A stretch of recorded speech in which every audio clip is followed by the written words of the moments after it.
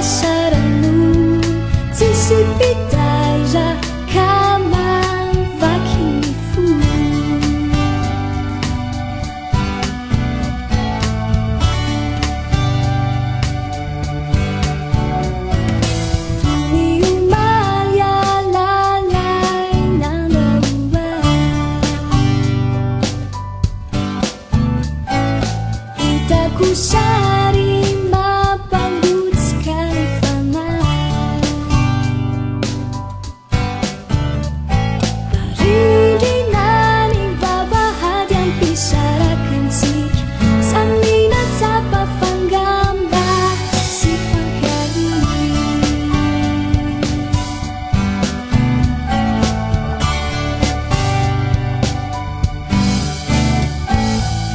Your memory is falling as the rain.